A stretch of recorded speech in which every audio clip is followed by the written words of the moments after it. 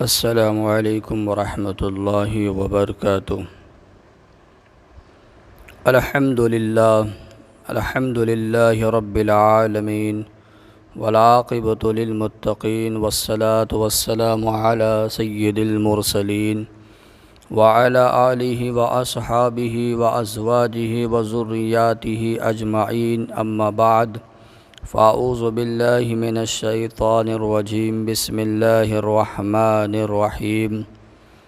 وَلَن يُؤَخِّرَ اللَّهُ نَفْسًا إِذَا جَاءَ أَجَلُهَا وَاللَّهُ خَبِيرٌ بِمَا تَعْمَلُونَ۔ صدق اللہ مولانا العظیم وصدق رسولہ النبی الامین الکریم، ونحن علی ذلک لمن الشاہدین والشاکرین والحمد للہ رب العالمین۔ سامعین کرام، میں نے آپ حضرات کے سامنے قرآن مجید فرقان حمید میں سے ایک آیت مقدسہ تلاوت کی ہے۔ اللہ تعالیٰ کا فرمان ہے، وَأَنفِقُوا مِمَّا رَزَقْنَاكُم مِّن قَبْلِ أَن يَأْتِيَ أَحَدَكُمُ الْمَوْتُ فَيَقُولُ رَبِّ لَوْلَا أَخَّرْتَنِي إِلَىٰ أَجَلٍ قَرِيبٍ فَأَصَدَّقَ وَأَكُن مِّنَ الصَّالِحِينَ۔ اور جو رزق ہم نے تم کو دیا ہے اس میں سے پہلے خرچ کرو کہ تم میں سے کسی کو موت آ جائے تو پھر کہے، اے میرے رب کہ تو نے مجھے مہلت سی تھوڑی دے دی تاکہ میں خیرات کر لیتا اور نیکیوں میں ہوتا۔ اس آیت مبارکہ میں اللہ رب العالمین جل وعلا نے تاجدار دو جہاں صلی اللہ علیہ وسلم کے غلاموں سے فرمایا کہ تم ہماری دی ہوئی نعمتیں جان، مال اور اولاد سے خرچ کرو اس وقت سے پہلے کہ تمہیں موت آ جائے۔ پھر تم رب تعالیٰ کی بارگاہ میں فریاد کرو، اے اللہ ہمیں تھوڑی سی مہلت دے دے، زندگی کے چند لمحات اور دے دے تاکہ میں انہیں غنیمت جان کر کچھ خیرات کر لوں، تیری بارگاہ میں تیری راہ میں جان و مال پیش کر کے نیکیوں میں ہو جاؤں۔ اللہ تبارک و تعالیٰ فرماتا ہے، اس وقت تو چاہے گا کہ تجھے مہلت دے دی جائے تاکہ کچھ نیک کام کر سکے، تو ابھی اس سانس کی دولت کو ضائع نہ کر، اس زندگی کو برباد نہ کر، اور زندگی کے قیمتی حصہ میں کوئی نیک عمل اختیار کر تاکہ تیری آخرت بہتر ہو سکے، ورنہ اللہ تبارک و تعالیٰ کا فرمان ہے، وَلَن يُؤَخِّرَ اللَّهُ نَفْسًا إِذَا جَاءَ أَجَلُهَا وَاللَّهُ خَبِيرٌ بِمَا تَعْمَلُونَ۔ اور جب کسی کی موت آ جاتی ہے تو خدا اس کو ہرگز مہلت نہیں دیتا، اور جو کچھ تم کرتے ہو اللہ اس سے خبردار ہے۔ جب پیام اجل آ جائے گا تو اس وقت ایک ساتھ بھی مہلت نہیں ملے گا۔ دوستو، خوش نصیب ہے وہ جس کی عمر لمبی ہو اور عمل صالح کی توفیق ملے ہو۔ ایک شخص حضور سید المرسلین صلی اللہ علیہ وسلم کی بارگاہ اقدس میں عرض کیا، یا رسول اللہ صلی اللہ علیہ وسلم، سب سے بہتر کون ہے؟ آپ نے فرمایا، من طال عمرہ وحسن عملہ، جس کی عمر لمبی ہو اور عمل اچھا ہو۔ پھر عرض کی گئی، سب سے برا کون ہے؟ آقا علیہ الصلوۃ والسلام ارشاد فرماتے ہیں، طال عمرہ وساء عملہ، جس کی عمر لمبی ہو اور عمل برا ہو۔ یعنی عمر تو بہت لمبی ہے، عمل بہت کم ہے، وہ سب سے برا آدمی ہے۔ دوستو بزرگوں، عمر کے ساتھ ساتھ عمل صالح بھی ہونا چاہیے تو وہ آدمی سب سے بہتر ہے۔ حضرت ابو ہریرہ رضی اللہ تعالیٰ عنہ سے روایت ہے، دو شخص نبی کریم صلی اللہ علیہ وسلم پر ایمان لائے، پھر ان میں سے ایک تو شہید ہو گیا اور دوسرا 1 سال تک زندہ رہا اور پھر فوت ہو گیا۔ طلحہ بن عبداللہ رضی اللہ تعالیٰ عنہ کہتے ہیں، میں نے دیکھا کہ بعد میں مرنے والا شہید سے پہلے جنت میں داخل ہو گیا۔ سبحان اللہ۔ صبح کو یہ واقعہ بارگاہ رسالت مآب علیہ الصلوۃ والسلام میں عرض کیا، حضور اکرم صلی اللہ علیہ وسلم نے فرمایا، الیس قد صام بعدہ رمضان، تو کیا اس نے اس کے بعد ایک رمضان کے روزے نہ رکھے تھے؟ سامعین محترم، لمبی عمر ہو اور عمل نیک ہو تو یہ بڑی عظمت ہے۔ عمل صالح مالک کی رضا اور خوشنودی حاصل کرنے کا ذریعہ ہے۔ اے کالی کملی والے آقا کے غلاموں، وقت غنیمت ہے، اس کو ضائع نہ کرو، اس کو برباد نہ کرو۔ محترم سامعین کرام، جب مسلمانوں کے گھر بچہ پیدا ہوتا ہے تو اس کے دائیں کان میں اذان اور بائیں میں تکبیر پڑھی جاتی ہے۔ کتنی افسوس کی بات ہے، گھر میں بچہ پیدا ہوتا ہے تو آدھی رات کو مولوی صاحب کا دروازہ کھٹکھٹایا جا رہا ہے، وہ آئیں اور بچے کے کان میں اذان کہیں، گھر میں کسی کو اذان نہیں آتی۔ اللہ اکبر! آج میرے جوان کو فلمی گانے تو یاد ہیں مگر اذان یاد نہیں۔ شادیوں میں بڑے سرے عام بھنگڑنا ڈالنے اور گانے گانے میں کوئی شرم نہیں آتی، مگر اذان پڑھنے، مصطفیٰ کریم صلی اللہ علیہ وسلم کی نعت شریف پڑھنے کو کہا جائے تو برملا کہہ دیا جاتا ہے کہ مولوی صاحب ہمیں شرم آتی ہے۔ میرے بھائیو، تجھے اذان پڑھنے میں جھجک محسوس نہیں ہونی چاہیے، اس لیے کہ اذان دینا تو شہزادہ علی اکبر کی سنت ہے، اذان دینا تو حضرت بلال حبشی کی سنت ہے، اذان دینا حضرت عبداللہ بن ابن مکتوم رضی اللہ تعالیٰ عنہ کی سنت مبارکہ ہے۔ اذان سے شہید کربلا کی روح راضی ہوگی، مصطفیٰ کریم خوش ہوں گے اور اللہ تعالیٰ کی رضا حاصل ہوگی۔ بہرحال جب بچہ پیدا ہوتا ہے تو اس کے دائیں کان میں اذان اور بائیں میں تکبیر سنائی جاتی ہے۔ آپ کو معلوم ہے کہ اذان اور تکبیر جماعت سے پہلے ہوتی ہے۔ تکبیر اور جماعت کے درمیان کوئی لمبا وقفہ نہیں ہوتا، کوئی لمبا ٹائم نہیں ہوتا۔ مسلمان کے گھر بچہ پیدا ہونے والے بچے کو اذان اور تکبیر سنا کر یہ بتایا جاتا ہے کہ اے دنیا میں آنے والے چند روز مسافر، تیری اذان بھی ہو چکی ہے، تیری تکبیر بھی پڑھی جا چکی ہے اور اب جماعت تیار ہے۔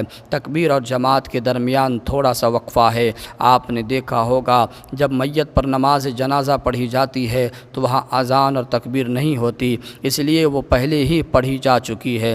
بچہ پیدا ہوتا ہے تو وہ روتا ہے، دیکھنے والے خوشیاں مناتے ہیں۔ اے انسان، ایسے عمل اختیار کر، جب تو اس دار فانی سے کوچ کرے گا، جب تو قبر کے اندر جائے گا تو تیرے دیکھنے والے رو رہے ہوں اور تیرے لبوں پہ مسکراہٹ ہو، تیرے لبوں پہ مسکراہٹ ہو۔ سامعین کرام، زندگی بہت مختصر ہے، نفسانی خواہشات بے شمار ہے، نفس امارہ قدم قدم پر انسان کو برائی کے راستے پر چلنے کے لیے اکسا رہا ہے۔ شیطان اس کو زندگی کی درازگی اور ہمیشگی کا یقین دلانے کے لیے انتھک کوشش میں مصروف ہے۔ اس کو یہ احساس دلاتا ہے کہ زندگی بہت لمبی ہے۔ شیطان سب سے بڑا دشمن ہے۔ یہی وجہ ہے کہ جوان بے فکری سے گناہ کی زندگی بسر کر رہا ہے۔ اس کا خیال ہے کہ اس کی زندگی کا کافی سرمایہ موجود ہے، اسے بوڑھا ہونے میں زندگی کا کافی حصہ گزرنا ابھی باقی ہے۔ بوڑھا نہ توا بھی پانی زندگی کی اس آس امید میں کہتا ہے ابھی نہ جانے کتنی باقی ہے۔ تو اے جوان، تیرا بوڑھا ہونا یقینی نہیں کہ کیا پتہ کہ اب قیام اجل آ جائے، یہ تیری جوانی قبر کے حوالے ہو جائے اور تو کفِ افسوس ملتا ہو اور اس دار فانی سے خالی ہاتھ رخصت ہو جائے۔ موت کے فرشتے کو کسی کی روح قبض کرنے کے لیے عمر، جوانی، بڑھاپے کی کوئی پابندی نہیں، وہ مالک کے حکم کا پابند ہے۔ جب کسی کی اجل کا وقت آتا ہے، جب کسی کی موت کا وقت آتا ہے تو اپنا فرض ادا کر دیتا ہے۔ اللہ رب العزت کے حکم کے مطابق ماں کی گود سے ننھے سے بچے کی روح قبض کر لیتا ہے۔ وہ ہنستے کھیلتے پھول جیسے مسکراتے بچوں کی روح قبض کر لیتا ہے۔ وہ بہنوں سے بھائیوں کو جدا کر دیتا ہے۔ وہ شوہر سے بیوی کو بھی جدا کر دیتا ہے، وہ بیوی سے شوہر کو جدا کر دیتا ہے۔ وہ حکم خداوندی کا پابند ہے۔ وہ فرشتے جب آئیں گے تو اس کی روح لے کر چلے جائیں گے۔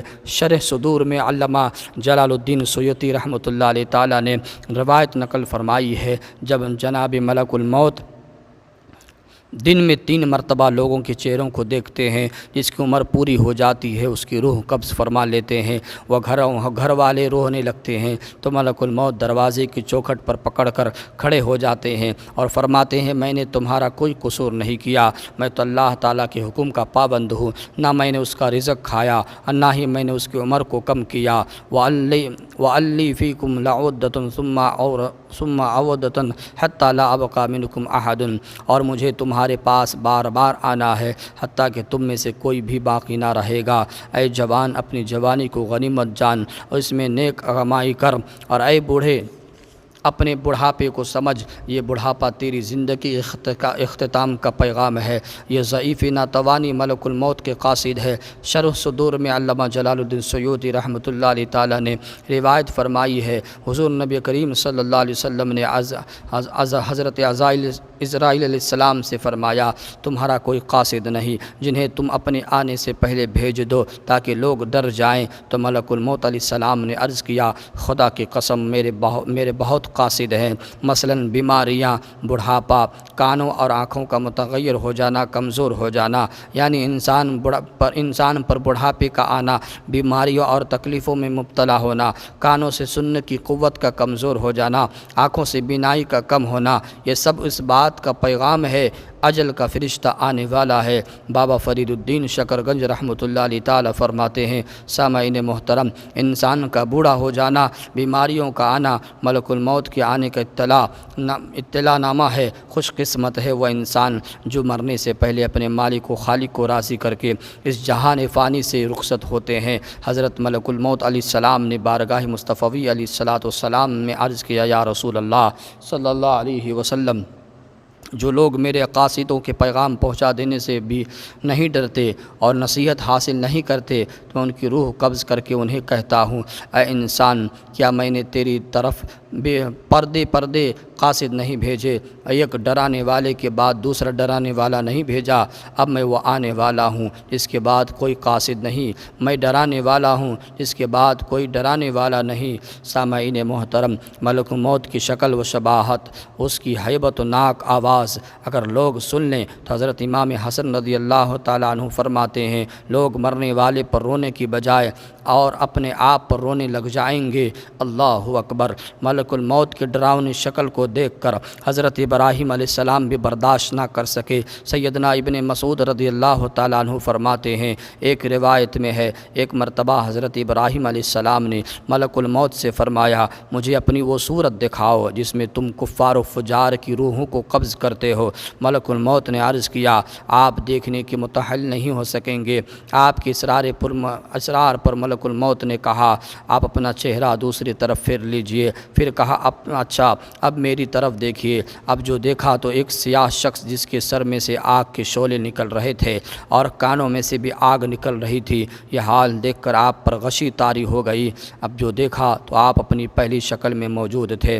آپ نے پھر ملک الموت سے فرمایا، اگر کافر کو فقط تمہاری شکل دیکھنے کی ہی تکلیف برداشت کرنی ہو تو یہی بہت بڑی سزا ہے۔ اللہ اکبر۔ حضرت ابراہیم علیہ السلام نے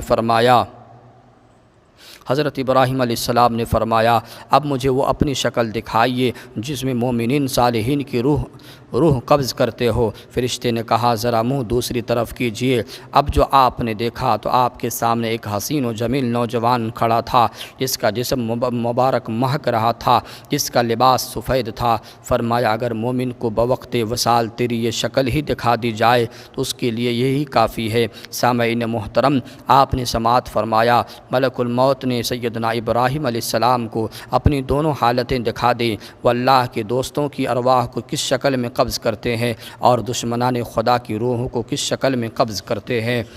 بعض لوگ کل نفس ذائقۃ الموت پڑھ کر کہتے ہیں سب نے مرنا ہے، کیا برا کیا نیک، کیا ولی کیا غوث، کیا قطب کیا ابدال، کیا نبی کیا رسول، سبھی نے موت کا پیالہ پیا اور پینا ہے اور وہ سب کے مرنے کو برابر جانتے ہیں۔ تو یاد رکھو، موت کا ذائقہ ہر نفس نے چکھا اور چکھے گا، مگر اس دار فانی سے رخصتی کا حال سب کا ایک جیسا نہیں ہوتا۔ کچھ بد نصیب وہ ہیں جن کی روح بڑی سختی سے قبض ہوتی ہے، اور کچھ صاحب عظمت و جلال و بلند پایا ایسی ہستیاں ہیں جن کی روح بڑی آسانی اور پرواز طریقہ سے قبض ہوتی ہے۔ ملک الموت علیہ السلام بھی اس کے مطیع فرما بردار ہوتے ہیں اور بغیر ان کی اجازت کے ان کی روح پر فتوح کو قبض نہیں کرتے، جیسا کہ حدیث شریف میں ہے۔ حضرت ابو ہریرہ رضی اللہ تعالیٰ عنہ سے روایت ہے، رسول اکرم صلی اللہ علیہ وسلم نے فرمایا، پہلے ملک الموت لوگوں کے پاس کھلم کھلا آیا کرتے تھے، لیکن جب سیدنا موسیٰ علیہ السلام کے پاس آئے تو انہوں نے تھپڑ مار کر ان کی ایک آنکھ پھوڑ ڈالی۔ وہ خدا تعالیٰ کی بارگاہ میں حاضر ہوئے اور عرض کی اے اللہ تعالیٰ، تیرے بندے موسیٰ علیہ السلام نے میری آنکھ پھوڑ دی ہے، اگر وہ مقرب نہ ہوتے تو میں اس پر سختی کرتا۔ اللہ تعالیٰ نے فرمایا جو میرے بندے سے کہو وہ اپنا ہاتھ بیل کی پیٹھ پر رکھ دیں، ان کے ہاتھ کے نیچے جتنے بال آ جائیں گے ہر بال کے بدلے ان کی عمر میں 1 سال کا اضافہ کر دیا جائے گا۔ ملک الموت نے یہ پیغام دے دیا۔ موسیٰ علیہ السلام نے فرمایا پھر اس کے بعد کیا ہوگا؟ عرض کیا موت۔ فرمایا اگر موت ہی ہے تو پھر ابھی سے ہی روح قبض کر لو۔ چنانچہ ملک الموت علیہ السلام نے ان کو سونگھا تو ان کی روح قبض ہو گئی۔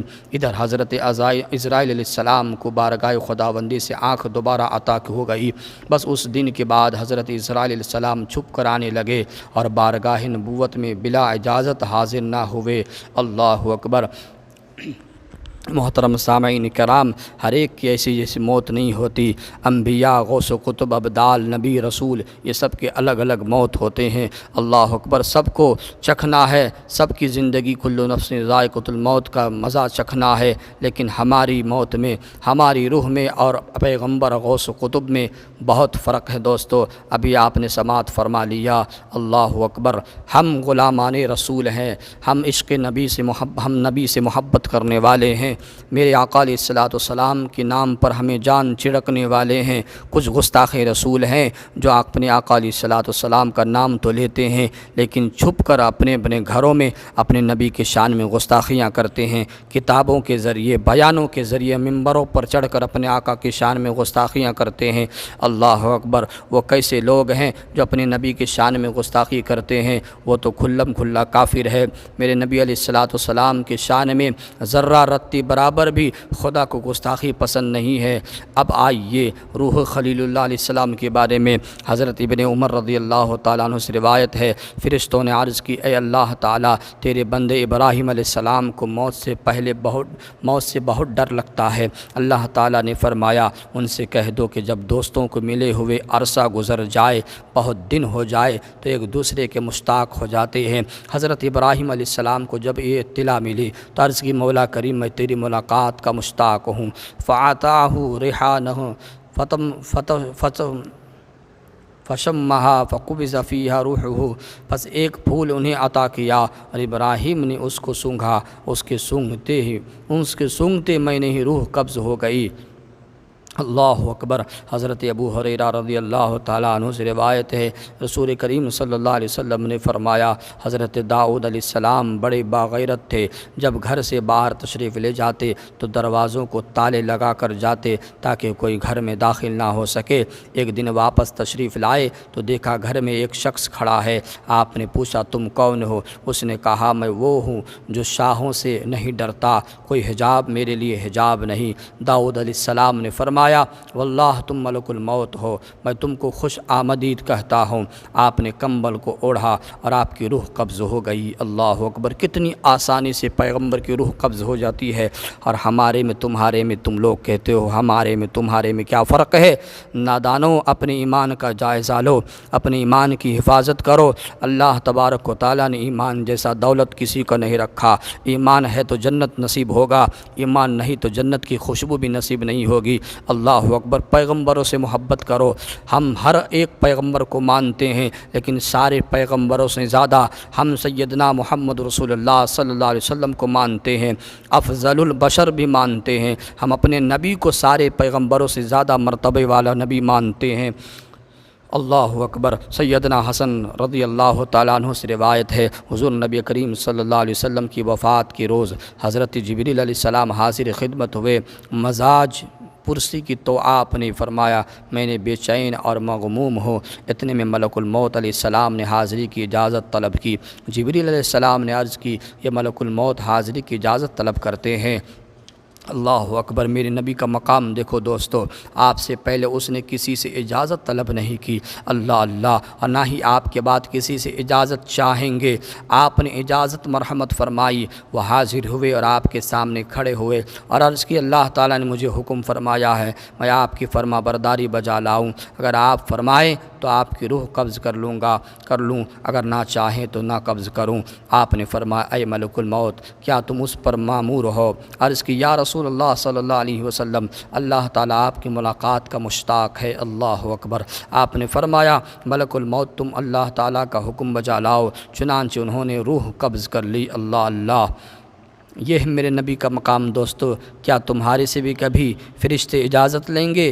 وہابیوں سن لو اور اپنے ایمان کا جائزہ لو۔ میرے نبی کے برابری ہونے کا سوچنا بھی مت۔ میرے نبی کی دھول کے برابر تم لوگ نہیں ہو، اور میرے آقا علیہ الصلوۃ والسلام کے غلاموں کے برابر تم لوگ نہیں ہو۔ تم اپنے آپ کو کہتے ہو میرے نبی تو بھائی کی طرح ہے، میرے نبی تو ہماری طرح ہے، میرے نبی بھی کھاتے تھے ہم بھی کھاتے ہیں۔ نادانو، اپنے ایمان کی حفاظت کرو، ورنہ قبر میں جاؤ گے تو اپنے نبی کے چہرے کو پہچاننے سے رہ جاؤ گے، محروم رہ جاؤ گے۔ خدا کی قسم، میرے نبی کی محبت کی دولت وہ دولت ہے جسے مل جاتا ہے تو ابو بکر صدیق بن جاتے ہیں، جسے مل جاتا ہے عمر فاروق مل جاتے ہیں، جسے مل جاتا ہے عثمان غنی جیسی صحابہ بن جاتے ہیں، جسے مل جاتا ہے وہ حضرت علی حیدر کرار بن جاتے ہیں۔ نبی کی نظر وہ نظر ہے دوستو جس کے اوپر پڑ جاتی ہے، وہ آدمی چھوٹا تھا تو اعلیٰ ہو جاتا ہے، ادنا تھا تو اعلیٰ ہو جاتا ہے۔ وہ میرے نبی کا نظر ہے، وہ میرے نبی کی نگاہ ہے، جس کے اوپر پڑ جاتی ہے وہ آدمی باکمال ہو جاتا ہے۔